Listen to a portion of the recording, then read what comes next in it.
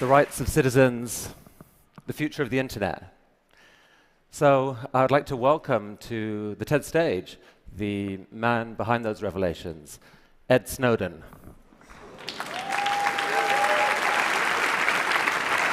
Ed is in a remote location somewhere in Russia, controlling this bot from his laptop, so he can see what the bot can see. Ed, welcome to the TED stage. What can you see, as a matter of fact? I can see everyone. This is amazing. Ed, some questions for you. You've been called many things in the last few months. You've been called a whistleblower, a traitor, a hero. What words would you describe yourself with? You know, everybody who's involved with this debate has been struggling over me and my personality and how to describe me. But when I think about it, this isn't the question that we should be struggling with. Who I am really doesn't matter at all. If I'm the worst person in the world, you can hate me and move on. What really matters here are the issues. What really matters here is the kind of government we want, the kind of internet we want, the kind of relationship between people and societies. And that's what I'm hoping the debate will move towards, and we've seen that increasing over time. If I had to describe myself, I wouldn't use words like hero, I wouldn't use patriot, and I wouldn't use traitor. I'd say I'm an American and I'm a citizen, just like everyone else. So just to give some context for those who don't know the whole story, This time a year ago, you were stationed in Hawaii, working as a consultant to the NSA. You had, as a sysadmin, you had access to their systems. And you began revealing certain classified documents to some hand-picked journalists, leading the way to June's revelations. Now, what propelled you to do this? You know, when I was sitting in Hawaii, and the years before when I was working in the intelligence community, I saw a lot of things that had disturbed me. We do a lot of good things in the intelligence community, things that need to be done and things that help everyone.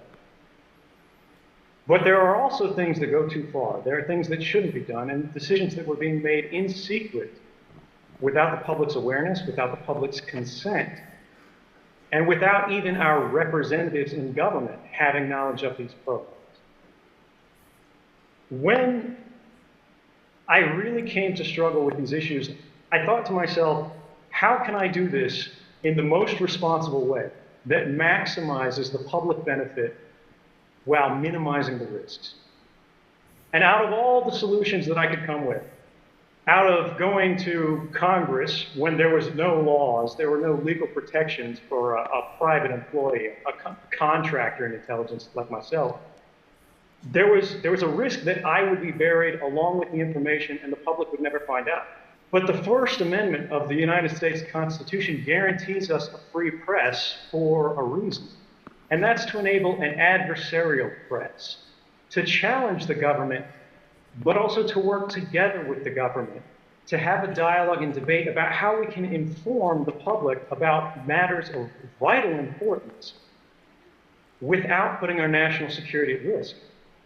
And by working with journalists, by giving all of my information back to the American people, rather than trusting myself to make the decisions about publication, we've had a robust debate with a deep investment by the government that I think has resulted in a benefit for everyone.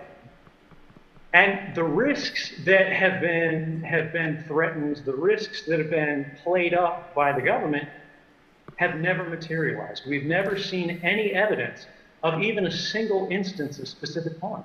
So let's because show of that, I'm comfortable with the decisions that I make.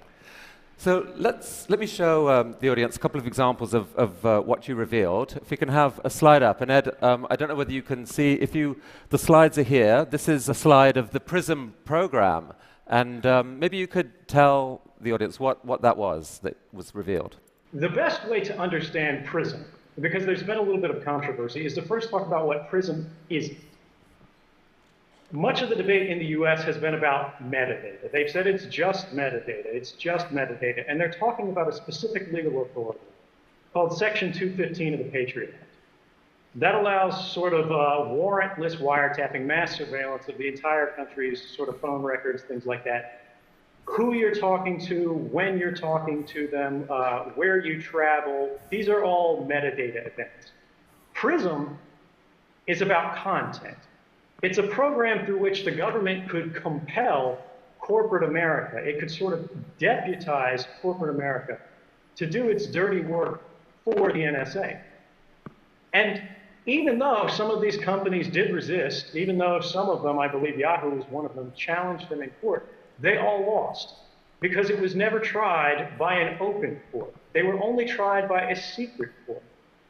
And something that we've seen, something about the PRISM program that's very concerning me is there's been a talking point in the US government where they've said 15 federal judges have reviewed these programs and found them to be lawful. But what they don't tell you is those are secret judges in a secret court based on secret interpretations of law that's considered 34,000 warrant requests over 33 years, and in 33 years only rejected 11 government requests. These aren't the people that we want deciding what the role of corporate America in a free and open internet should be. Now this slide that we're showing here shows the dates in which different technology companies, internet companies, are alleged to have joined the program and where data collection began from them. Now they have denied collaborating with the NSA. How was that data collected by the NSA? Right, so the NSA's own slides refer to it as direct access. What that means to an actual NSA analyst, someone like me who is working as an intelligence analyst, targeting, Chinese cyber actors, things like that in Hawaii, is the provenance of that data is directly from their servers. It doesn't mean that there's a group of company representatives sitting in a smoky room with the NSA, palling around and making backroom deals about how they're going to give this stuff away. Now, each company handles it different ways. Some are responsible, some are somewhat less responsible. But the bottom line is when we talk about how this information is given, it's coming from the companies themselves. It's not stolen from the lines. But there's an important thing to remember here. Even though companies pushed back, even though companies demanded, hey, let's do this through a warrant process. Let's do this, where we actually have some sort of legal review, some sort of basis for handing over these users' data. We saw stories in the Washington Post last year that weren't as well reported as the PRISM story that said the NSA broke in to the data center communications between Google to itself and Yahoo to itself. So even these companies that are cooperating in at least a compelled but hopefully lawful manner with the NSA isn't satisfied with that. And because of that, we need our companies to work very hard to guarantee that they're going to represent the interests of the user and also advocate for the rights of the users. And I think over the last year, we've seen the companies that are named on the PRISM slides take great strides to do that, and I encourage them to continue. What more should they do? The biggest thing that an internet company in America can do today, right now, without consulting with lawyers to protect the rights of users worldwide, is to enable SSL or TLS, sort of encryption, web encryption on every page that you visit. The reason this matters is today, if you go to look at a copy of 1984 on Amazon.com, the NSA can see a record of that. The Russian intelligence service can see a record of that. The Chinese service can see a record of that. The French service, the German service, the services of Andorra, they can all see it because it's unencrypted. The world's library is Amazon.com. But not only do they not support encryption by default, you cannot choose to use encryption when browsing through books. This is something that we need to change, not just for Amazon. I don't mean to single them out, but they're a great example. All companies need to move to an encrypted browsing habit by default for all users who haven't taken any action or picked any special methods on their own. That'll increase the privacy and the rights that people enjoy worldwide. Ed, come with me to this part of the stage. I want to show you the next slide here. This is a program called Boundless Informant. What is that? So I've got to give credit to the NSA for using appropriate names on this. This is one of my favorite NSA cryptonyms. Boundless Informant is a program that the NSA hid from Congress. The NSA was previously asked by Congress, was there any ability that they had to even give a rough ballpark estimate of the amount of American communications that were being intercepted? They said no. They said, we don't track those stats, and we can't track those stats. We can't tell you how many communications we're intercepting around the world, because to tell you that would be to invade your privacy. Now, I really appreciate that sentiment from them, but the reality when you look at this slide is not only do they have the capability already exists. It's already in place. The NSA has its own internal data format that tracks both ends of a communication. And if it says this communication came from America, they can tell Congress how many of those communications they have today, right now. And what Boundless Informant tells us is more communications are being intercepted in America about Americans than there are in Russia about Russians. I'm not sure that's what an intelligence agency should be aiming for. Ed, there was a story broken in the Washington Post, again from your data. The headline says, NSA broke privacy rules thousands of times per year. Tell us about that.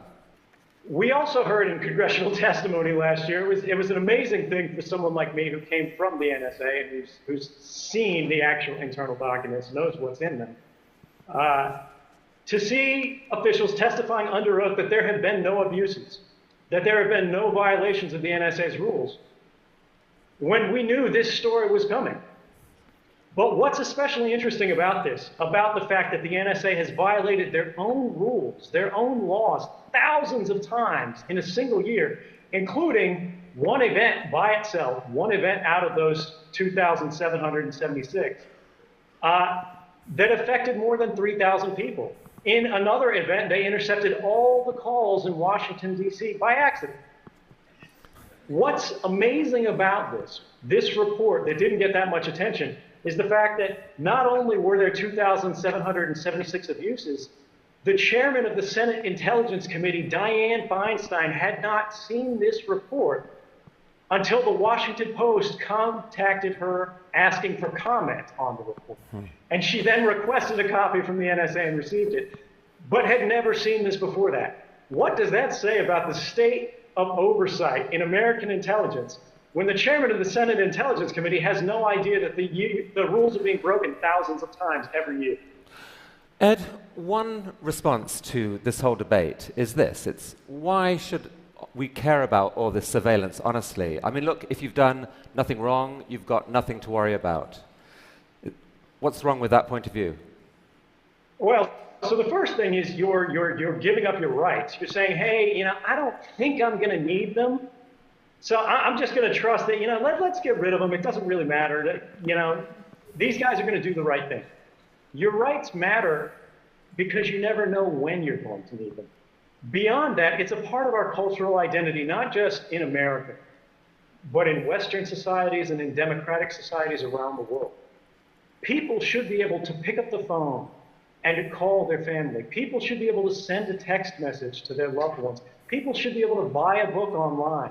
They should be able to travel by train. They should be able to buy an airline ticket without wondering about how these events are going to look to an agent of the government, possibly not even your government, years in the future.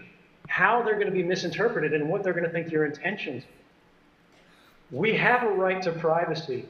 We require warrants to be based on probable cause or some kind of individualized suspicion because we recognize that trusting anybody, any government authority with the entirety of human communications in secret and without oversight is simply too great a temptation to be ignored.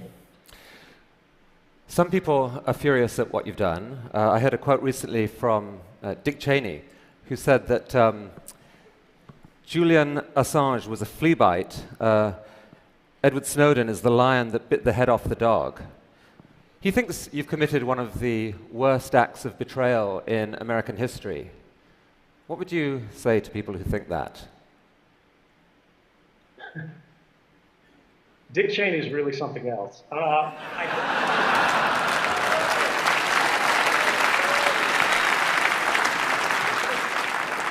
Thank you. I think it's amazing because at the time, Julian Assange was doing some of his greatest work. Dick Cheney was saying he was going to end governments worldwide. The skies were going to ignite and the seas were going to boil off. And now he's saying it's a flea bite.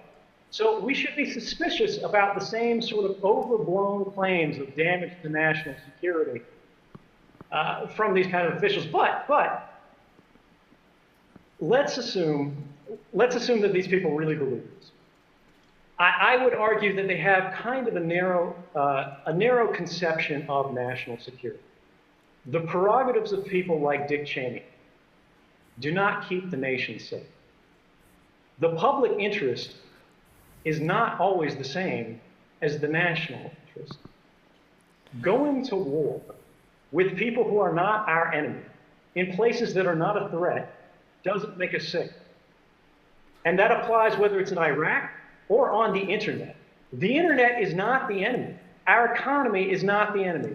American businesses, Chinese businesses, and any other company out there is a part of our society. It's a part of our interconnected world. There are ties of fraternity that bond us together. And if we destroy these bonds by undermining the standards, the security, the manner of behavior that nations and citizens all around the world expect us to abide by.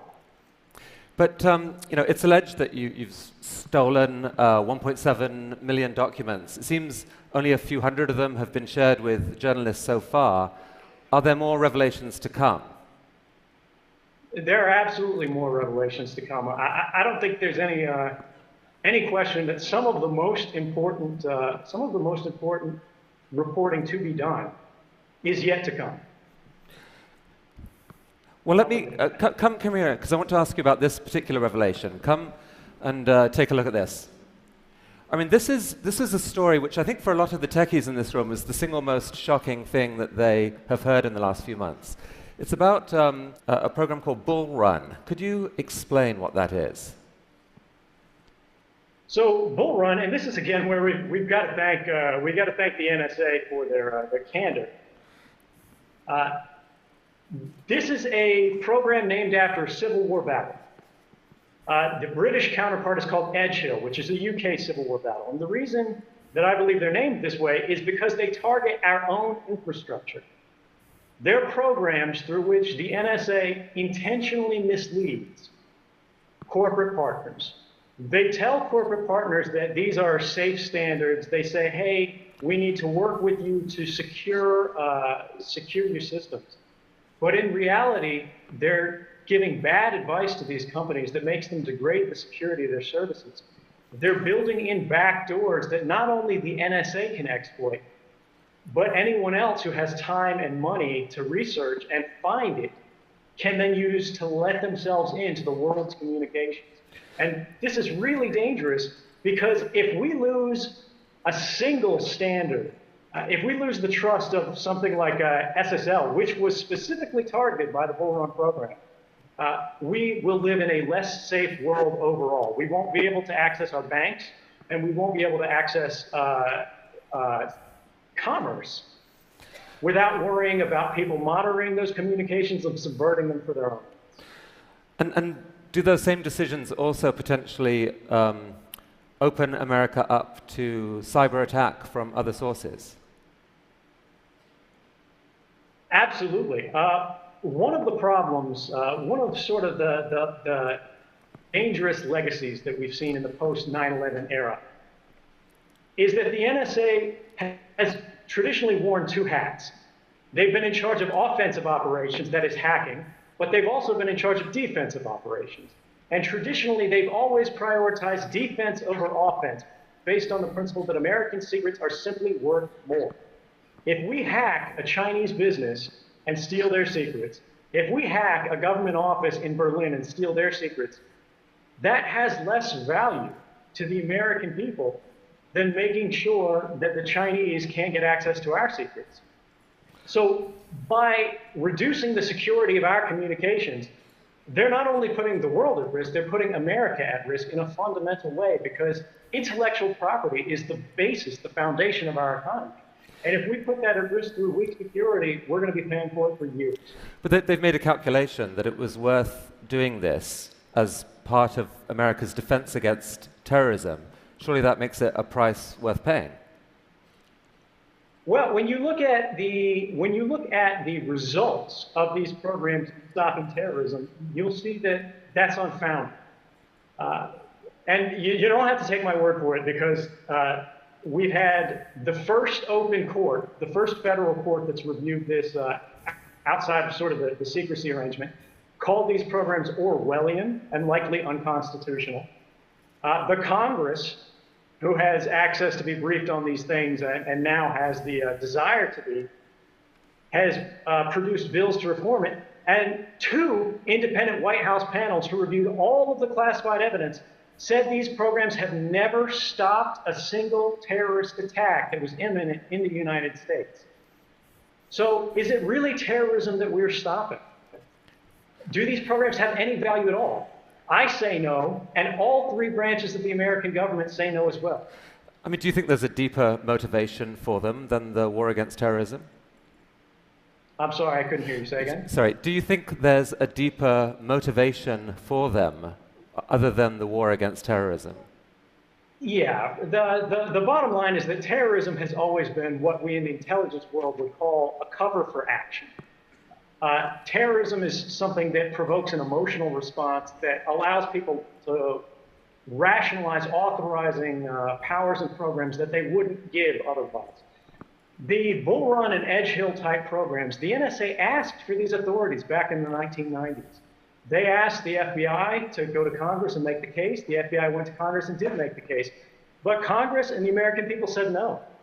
They said it's not worth the risk to our economy. They said it's worth too much damage to our society to justify the gains. But what we saw is in the post-9/11 era, they used secrecy and they used the justification of terrorism to start these programs in secret without asking Congress, without asking the American people. And it's that kind of government behind closed doors that we need to guard ourselves against, because it makes us less safe and it offers no value. Okay, come with me here for a sec, because I've got a more personal question for you. Speaking of terror, most people would find the situation you're in right now in Russia pretty terrifying. You obviously, you heard what happened, what the treatment that Bradley Manning got, Chelsea Manning as now is. And there was a story in BuzzFeed saying that there are people in the intelligence community who want you dead. How are you coping with this? How are you coping with the fear? It's no mystery that there are governments out there that want to see me dead. I've made clear again and again and again that I go to sleep every morning thinking about what I can do for the American people. I don't want to harm my government. I want to help my government. Well, the fact that they are willing to completely ignore due process, they're willing to declare guilt without ever seeing a trial, these are things that we need to work against as a society and say, hey, this is not appropriate. We shouldn't be threatening dissidents. We shouldn't be criminalizing journalists. And whatever part I can do to see that end, I'm happy to do despite the risks. So I'd actually like to get some feedback from the audience here, because I know there's widely differing reactions to Edward Snowden. Suppose you had the following 2 choices, right? You could view what he did as fundamentally a reckless act that has endangered America, or you viewed it as fundamentally a heroic act that will work towards America and the world's long-term good. those are the two choices I'll give you. I'm curious to see who's willing to vote with the first of those, that this was a reckless act. There are some hands going up, some hands going up. It's hard to put your hand up when the man is standing right here, but I see them. I can see you. And who goes with the second choice, a fundamentally heroic act? And I think it's true to say that there are a lot of people who didn't show a hand, and I think are still thinking this through. Because it seems to me, Ed, that the debate around you doesn't split along traditional political lines. It's not left-right. It's not really about pro-government, libertarian, or not just that. Part of it is almost a generational issue. You're part of a generation that grew up with the internet, and it seems as if you become offended at almost a visceral level when you see something done that you think will harm the internet. I mean, is there some truth to that? It is. You know, I think it's very true. This is not a left or right issue. You know, our basic freedoms, and when I say our, I don't just mean Americans, I mean people around the world. It's not a partisan issue. These are things that all people believe in, and it's up to all of us to protect them. And to people who have seen and enjoyed a free and open internet, it's up to us to preserve that liberty for the next generation to enjoy. And if we don't change things, if we don't stand up to make the changes we need to do to keep the internet safe, not just for us, but for everyone, we're going to lose that. And that would be a tremendous loss, not just for us, but for the world. Well, I have heard similar language recently from the founder of the World Wide Web, who I actually think is with us, Sir Tim Berners-Lee. Tim, would you like to come up and say, do we have a microphone for Tim? Tim, good to see you. Come up there. Which camp are you in, by the way? Traitor, hero? I have a theory on this. I've given much longer answers to that question, but hero, if I have to make the choice between the two. And Ed, I think you've read the proposal that Sir Tim's talked about a new Magna Carta to take back the internet. Is that something that makes sense? Absolutely. I mean, my generation, I grew up not just thinking about the internet, but I grew up in the internet. And although I never expected to have the chance to defend it in such a direct and practical manner, and to sort of embody it in this unusual, almost avatar manner, I think there's something poetic about the fact that one of the sons of the internet has actually become close to the internet as a result of their political expression. And I believe that a Magna Carta for the internet is exactly what we need. We need to encode our values, not just in writing, but in the structure of the internet.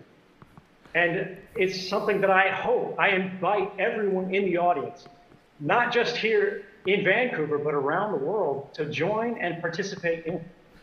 Do you have a question for Ed? Well, it's the two questions, a general question. Ed, can you still hear us? Yes, I can hear you. Yeah. Okay. Oh, he's back.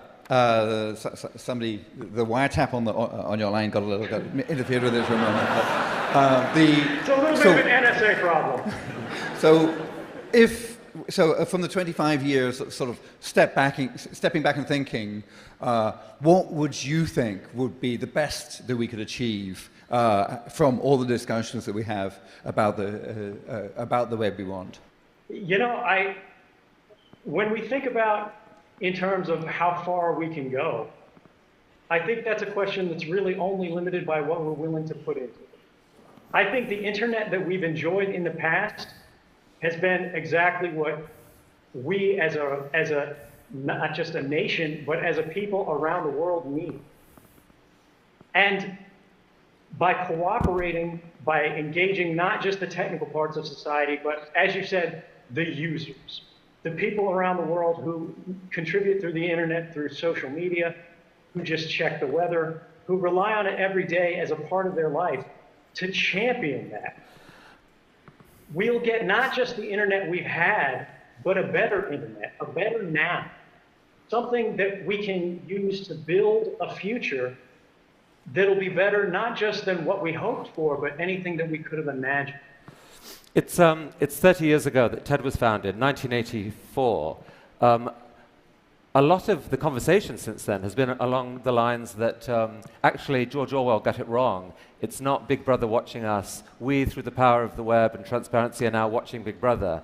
Your revelations kind of drove a stake through the heart of that rather optimistic view.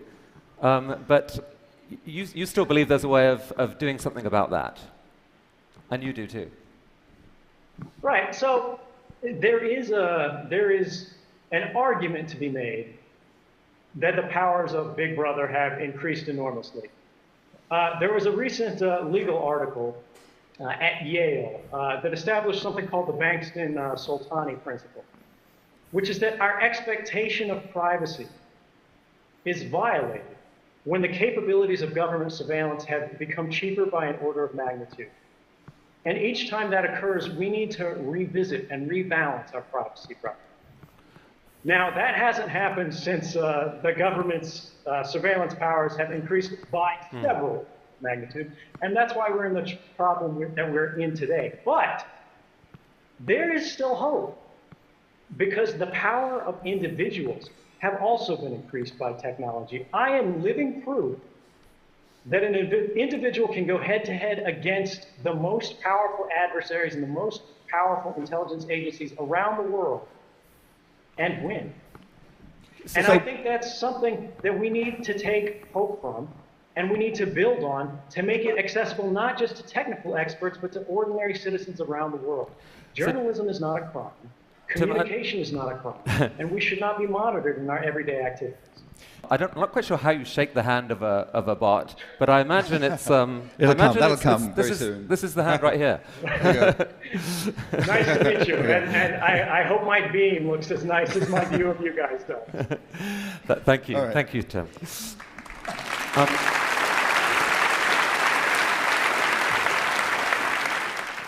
I mean, the New York Times recently called for an amnesty for you.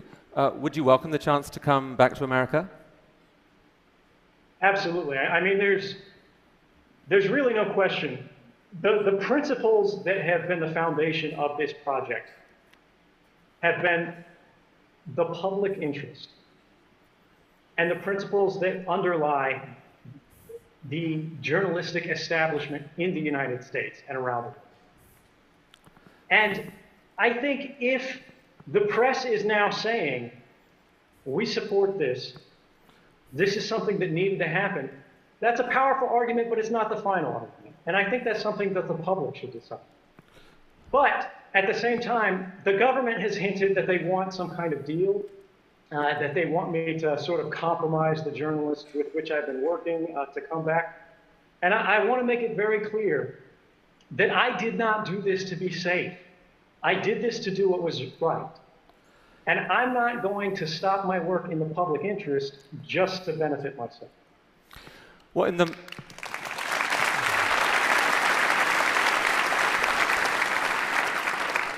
the meantime, courtesy of the internet and this technology, you're here back in North America, not quite the US, Canada, in this form. I'm curious, I mean, how does that feel?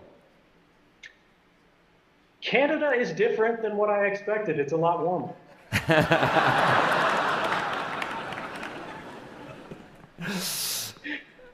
The mission is ideas worth spreading. If you could encapsulate it in a single idea, what is your idea worth spreading right now at this moment?